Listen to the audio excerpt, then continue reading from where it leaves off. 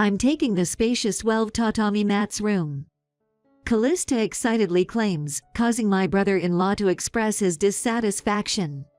While I'm unpacking and catching their interaction out of the corner of my eye, he teasingly warns me.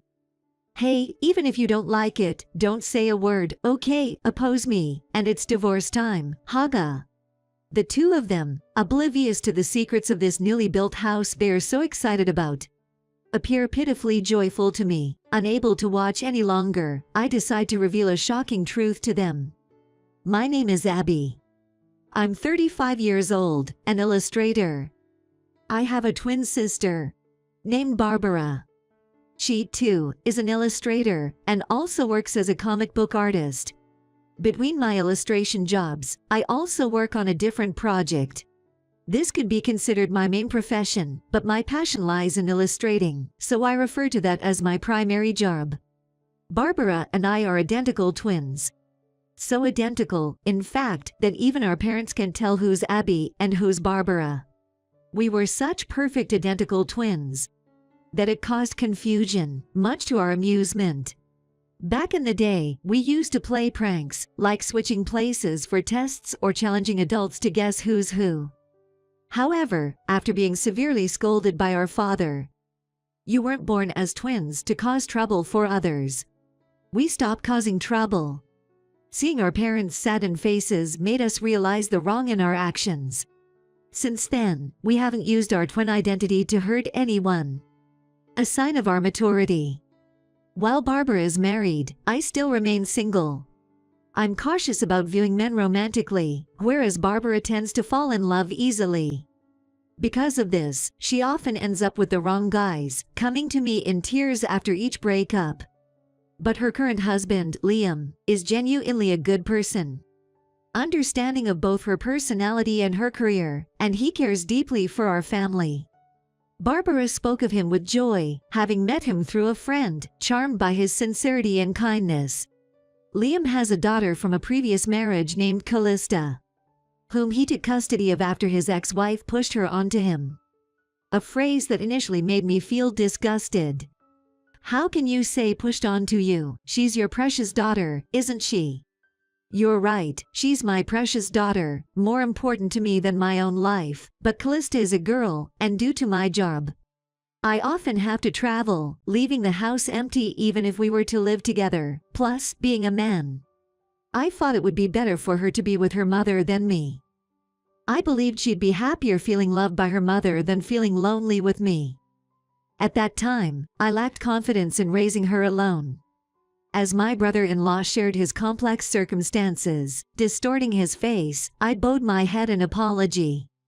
Without fully understanding his family situation, I had one-sidedly assumed and hurt him with my words. I also apologized to Barbara. I regretted asking such an unpleasant question after she had kindly introduced her partner to me. But they forgave my impoliteness. It's natural for you to be worried, Abby. You were concerned that Barbara's partner might neglect his child. Especially since Barbara is so kind-hearted, you feared she might have been taken advantage of by the wrong man. Barbara must have been worried about that too, yet she didn't come to me with the details, probably out of consideration for me. So, hearing our conversation now might have put you at ease a bit, hasn't it? At first, I was as worried as you are, but watching Liam with Callista, all my worries disappeared. I know best how much he treasures her, having seen them together. Seeing them laugh together happily, I reflected on my unnecessary meddling. This couple will be all right. They can overcome anything that comes their way. While I'm happy that Barbara has found someone she can trust, a part of me also feels a bit lonely. Barbara, who always came to me calling Big Sister, for anything, will no longer be around. I felt as if I had completed my role as a sister, which left me feeling somewhat empty. But above all, I'm happy for Barbara's happiness. With this genuine feeling, I bowed deeply to my brother-in-law, pleading with him to take good care of Barbara. In response, he also bowed deeply, promising to cherish her for life. After that, we engaged in light-hearted conversation. I learned more about his daughter Callista, and he shared the circumstances of his divorce. He explained that his workaholic nature and inability to participate in household chores and childcare, which prevented them from spending quality time as a couple, led to a fissure in their marriage and eventually to their divorce. As I climbed the career ladder, I became more of a workaholic, I guess, putting too much burden on my wife. My brother-in-law said this with a pained expression, as if feeling it was only natural for him to be abandoned. However, when the topic changed to Callista, he spoke with a lively expression, sharing stories about her. She might be a bit of a little devil at times, but she's really a good girl at heart, honest and lovable. I'm sure you and her will get along well. Hearing my brother-in-law proudly talk about his family, I couldn't help but smile. He really cares about his family. He will surely take good care of Barbara. As long as Barbara is happy, that's all that matters to me. From then on, I refrained from meddling too much in their affairs. Until the day Barbara came to me in tears. It was a day of torrential rain, with flood warnings issued in the weather forecast. Expecting no visitors, and having no work from my parents, I was leisurely working at home when suddenly the doorbell rang. I hadn't ordered any delivery, and Barbara would have contacted me in advance if she was coming. Who could it be on such a day? Thinking this, I cautiously checked the intercom, only to see Barbara, drenched from the rain, standing there. It was the first time Barbara visited without any prior notice, as she usually contacts me in advance. Rushing to the door, I opened it, and Barbara immediately hugged me. "Barbara, what happened? You're soaking wet. Big sis, help me," she cried out loud, starting to sob. We live in an apartment, and this is the entrance area. Crying out loud like this could indeed cause a disturbance to the neighbors. For now, I ushered the soaked Barbara into my apartment and fetched a towel from the bathroom, telling her to wipe her face and body. "First, let's dry your hair. I'll heat up the bath so you can sit and wait for now. I'll also get something warm to drink." It's been a while since Barbara has come to me crying like this. A scene I often saw in our childhood, but hardly at all in recent years. Usually, when Barbara gets like this, it's because she's been pushed to her limits. She's not one to lean on others unless she's reached her breaking point. Did something happen at home? With this worry in mind, I started preparing to warm her up. After the bath was ready and she had warmed up, she obediently followed. Returning to the living room looking refreshed, I placed a warm cup of coffee in front of her. "So what happened for you to come over without any notice? It must be serious, right?"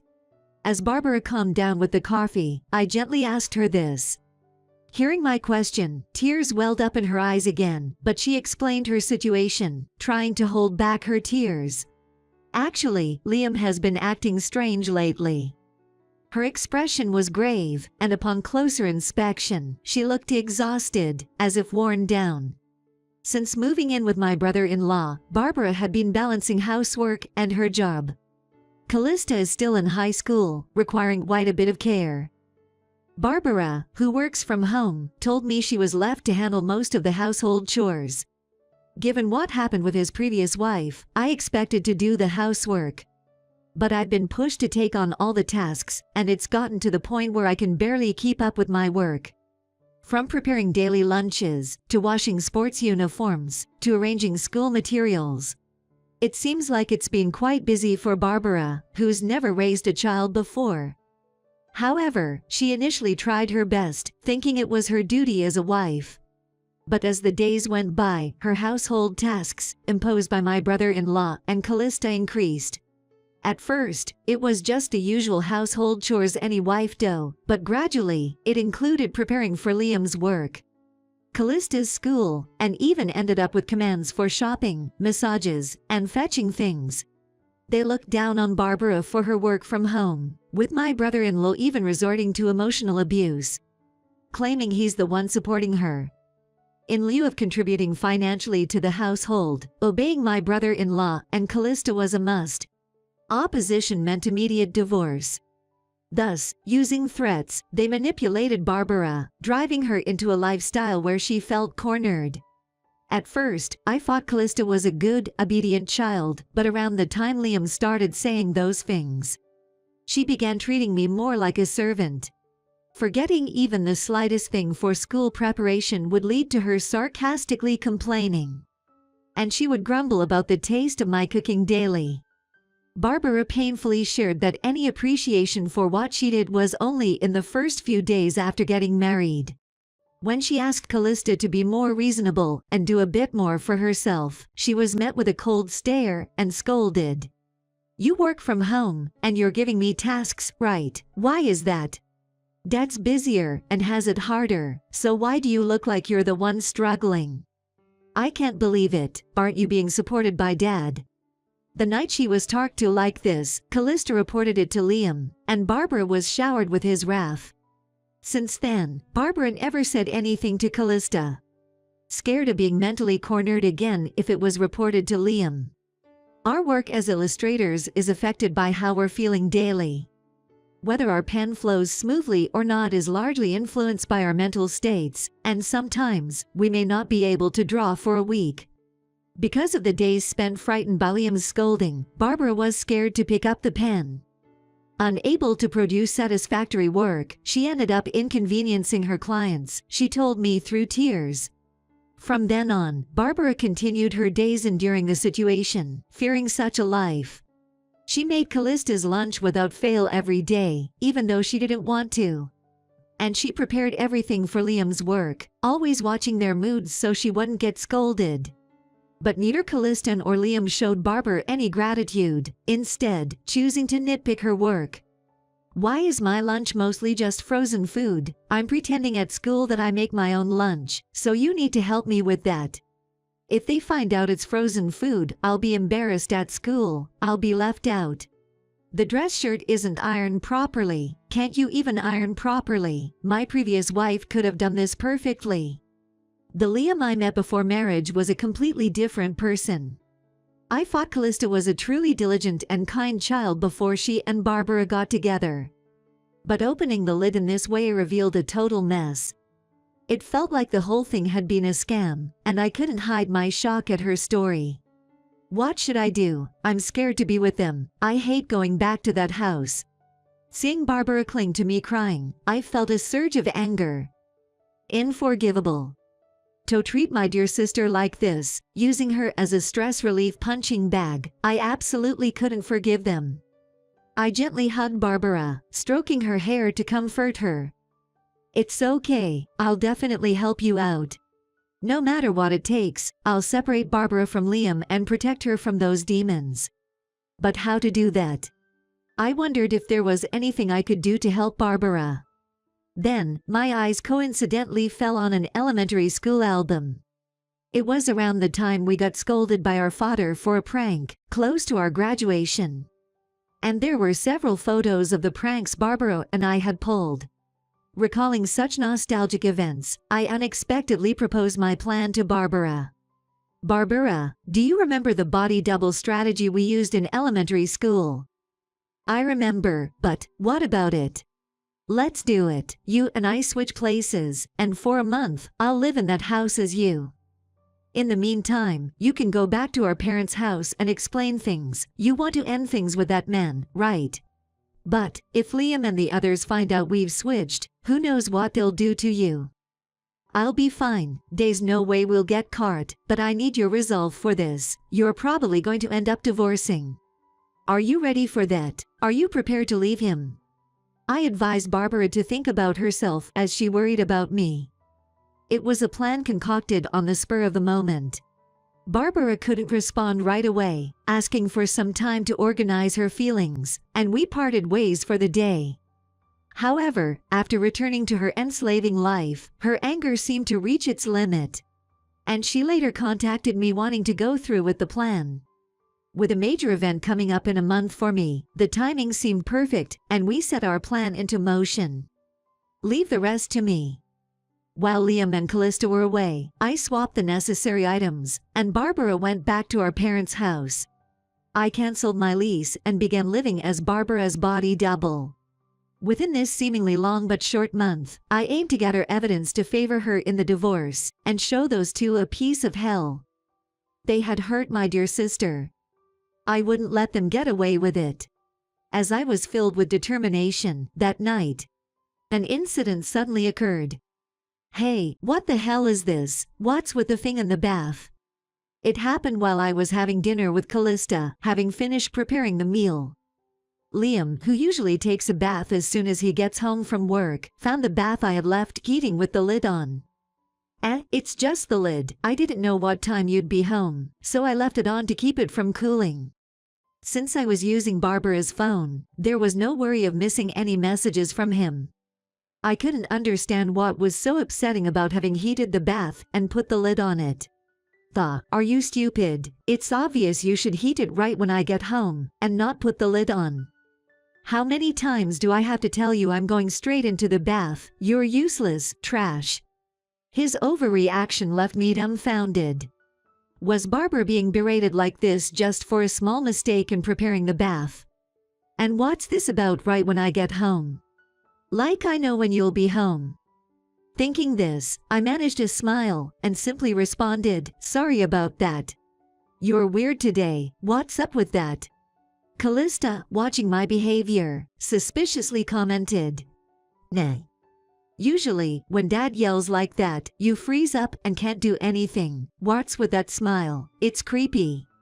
The critical difference between Barbara and I was our personalities. Barbara dislikes being yelled at and hates seeing people fight, being a lover of peace. In contrast, I have a quick temper and don't hesitate to confront anyone, including men. I enjoy watching wrestling and get excited over soccer brawls. Having dabbled in mixed martial arts, the thought of being frightened by someone like Liam never crossed my mind. But Barbara would have been terrified by even a hint of yelling. If I was to convincingly be her, I'd need to be more careful to avoid suspicion. In a panic, I offered a troubled smile and deflected while clearing the finished dishes. It's nothing, Callista, maybe you're just imagining things. From then on, I knew I had to pretend to be scared even if I wasn't, as this girl was surprisingly observant. Liam seemed dumber than I thought, so I could probably get through a month. However, Callista might not be so easy to fool. I asked Barbara for a detailed rundown of her daily routine, and repeated meticulous simulations to completely become her. The more I learned about her daily routine, the more it seemed like she was indeed living as a servant. Waking up at 5 a.m. to prepare lunch for the both of them, seeing them off at the door. Squeezing work into any free moment, with hardly any time for herself. All the shopping was done by Barbara, with Liam and Callista never lifting a finger for household chores. Barbara had to check all of Callista's things upon her return, and prepare whatever was needed from her school printouts. Callista insisted on being the first to bathe, so the bath had to be cleaned and ready by the time she got home. Callista was meticulous and incredibly fussy about cleanliness. A speck of dust would result in a day of nagging and yelling. If Liam's beer wasn't chilled, he'd have scolded Barbara severely. With their food preferences and meal times differing, meals had to be prepared separately. When I tried serving them on a large plate without knowing this, I was given a barrage of verbal abuse from them both. I couldn't last 3 days in such a life, yet Barbara had endured it for a whole year. When asked why she stayed, it was apparently because of our parents. Liam really takes care of our parents. When he's not on business trips, he always goes back home with me on weekends. He's even offered to help find and pay for a nursing home because they're not doing well. I know they appreciate it, so I thought if I just endured his abuse, no one else would get hurt.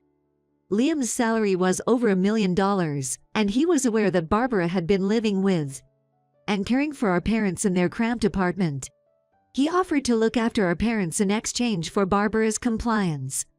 A bargaining chip he knew she couldn't refuse. Seeing our parents so happy, I couldn't say anything. I couldn't say it was hard. Liam's method felt like he was holding our parents hostage. Knowing Barbara's character, he threatened and used her this way. I had always wondered why Liam and Callista could bully Barbara, but now I understood. The gentle Barbara would never resist in such a situation. With everything making sense and the truth laid bare, I was trembling with anger. I won't forgive them. Nay. Barbara gasped in surprise over the phone. I'll show those devils who took advantage of your kindness. Don't worry, Barbara, I won't let you suffer anymore. Declaring this as if to reassure myself, I endured a month of hellish torment from them. Putting up with their harassment in silent anger, holding on to the anticipation of a big event coming. And finally, after the awaited month. Can't believe Barbara bought a house like this, Haga. Really, Haga, never thought your assets were worth counting on, never imagined you'd buy a new house. While they were unpacking furniture, I faced them with a beaming smile.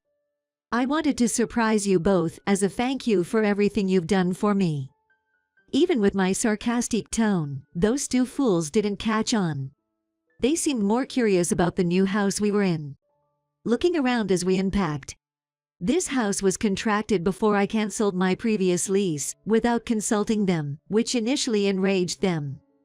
How dare you make such a contract without consulting me, the head of the household? Where did you even get that kind of money? I wanted to have a say in the floor plan if we were building a new house. It's unbelievable that you decided on your own. If it has no taste, I won't forgive you. They were furious about being left out of the decision. But their attitudes changed once they saw the floor plan and artist's rendering. Well, Barbara, you have some taste. A yard, and the bathroom ceiling is open to the sky. That's so stylish and cool.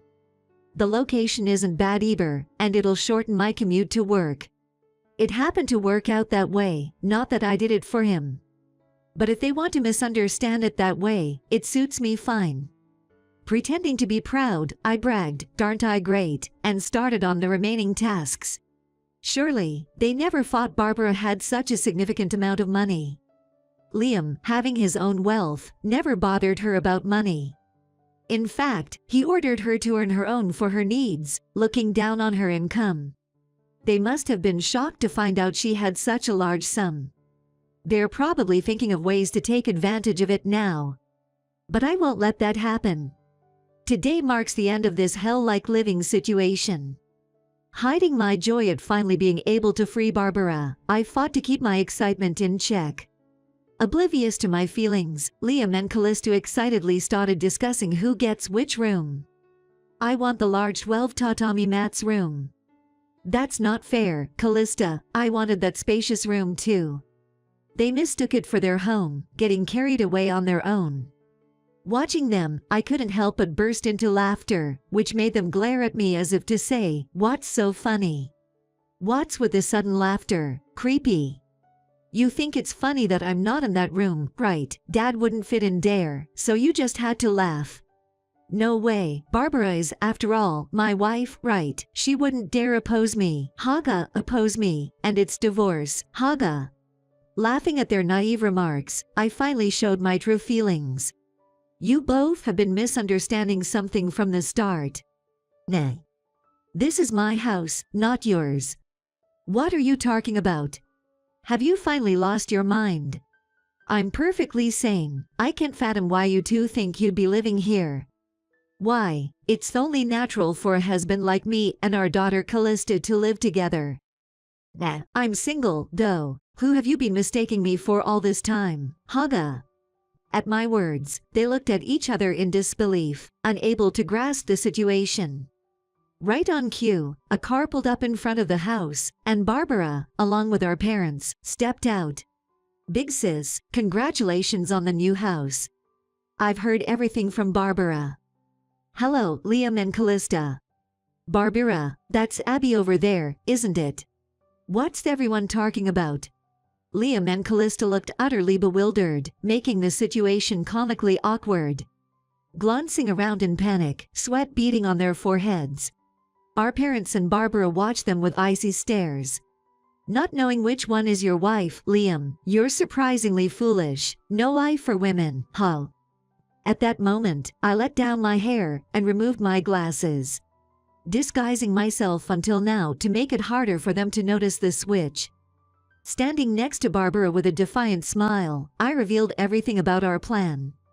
I'm Abby, and this is Barbara. The one you've been living with for the past month has been me. What? Liam exclaimed in shock. Unlike Callista, who was still trying to grasp the situation, standing there with her mouth agape. This house, built with my money, is for me and my parents. Barbara came to me a month ago, begging for help with you too. That's when I proposed this body double plan. Their flabbergasted faces were too funny, and I couldn't help but smirk. Finally, I could say what I wanted in my own words. There's no feeling quite as satisfying. Liam, unlike the timid Barbara, finds me intimidating because of my assertive nature. Knowing he couldn't verbally spar with me, and fearing my background in martial arts, he was clearly intimidated now that he knew the harassment had been directed at me. He started to back away, putting distance between us. Really, you've done whatever you pleased this past month. Well, I'm the type to return the favor. You two better be prepared. Liam was visibly shaking, possibly thinking he stood no chance against me. In contrast, Callista, still not fully understanding the situation, snapped back, irritated by my words. What do you mean switching without consulting us? That's like breaking and entering. I had Barbara's permission, so there's no issue. That house was under Barbara's lease anyway. Liam and Callista had moved into Barbara's house, finding it more convenient due to the shorter commute to work and better usability. Breaking and entering, despite the homeowner giving permission. Don't say such absurd things. But, to not consult your family about such important matters, isn't that a little irresponsible? Do you even realize you're married to my dad? That's right, our privacy has been invaded.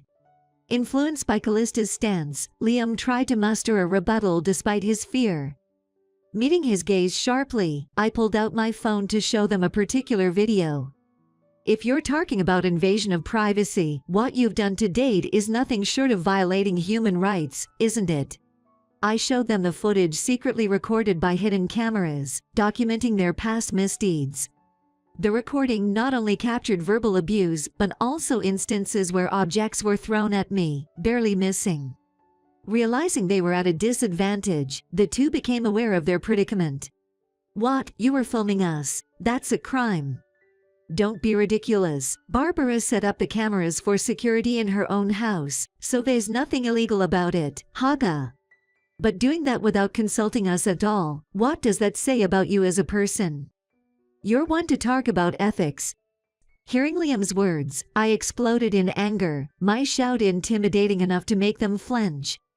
After all the harassment you've put Barbara through, how dare you act so righteous?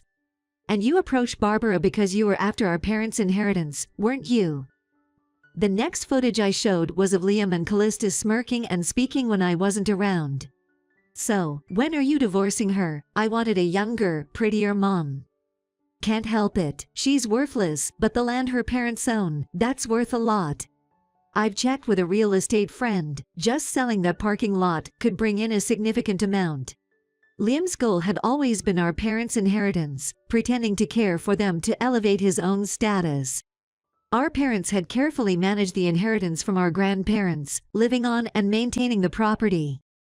However, continuing to live in a non-accessible house became difficult, prompting a move to a smaller apartment. As I heard it, the house was currently rented out to friends.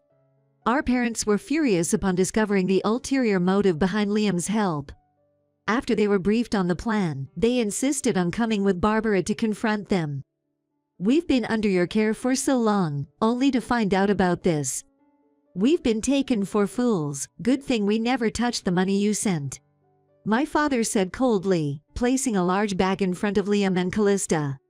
Inside is all the money you've sent us over the years. Quora. Shocked, Liam checked the contents, finding the money as my father said.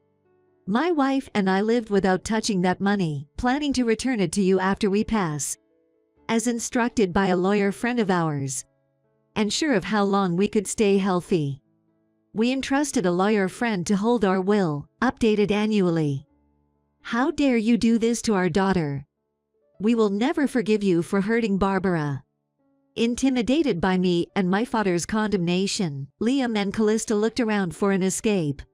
But of course, there was no such place in our house, and my mother stood imposingly at the door, as if to say there was no escape. Thinking of running now, going back to that house is pointless. Your belongings are already thrown outside our front door. And that lease has been cancelled by Barbara. Moving back in is impossible, Haga. What? You threw our belongings out. Hearing those words, Liam and Callista pushed past my mother at the entrance and rushed out the door, only to be stunned by the mountain of cardboard boxes outside. This is me and my parents' house, so why would we let strangers' belongings inside? Having you unpack was really helpful, Haga. But compared to what you put me through this past month, this is nothing. I sarcastically thanked them for playing right into the plan, causing Callista to grimace in frustration. Realizing they had been thoroughly duped and knowing the whole scheme, they collapsed to the ground in despair, begging Barbara for help. Barbara, please help us. If we don't find shelter tonight, we'll have to sleep outside in this freezing winter. We could die out here. It was January. In the midst of a harsh Hokkaido winter, covered in a blanket of snow, sleeping outside was akin to courting death. But their plight was of no concern to me. Maybe build a snow hut and try to survive the cold, Haga. My taunting only earned me glares, which I found amusing.